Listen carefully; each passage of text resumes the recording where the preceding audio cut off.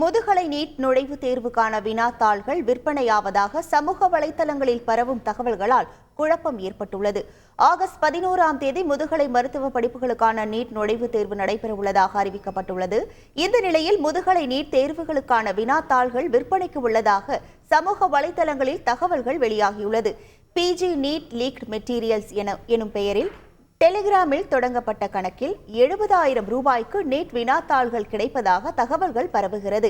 ஏற்கனவே இளங்கலை நீட் வினாத்தாள்கள் வெளியான விவகாரம் சர்ச்சையை ஏற்படுத்திய நிலையில் இந்த முதுகலை நீட் வினாத்தாள்கள் விவகாரம் தேர்வர்களிடையே குழப்பத்தை ஏற்படுத்தியுள்ளது.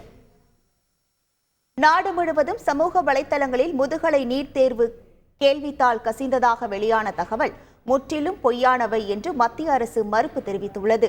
சமூக வலைதளங்களில் வெளியாகும் இந்த தகவல்களை நம்ப வேண்டாம் எனவும் வேண்டுகோள் விடுக்கப்பட்டுள்ளது.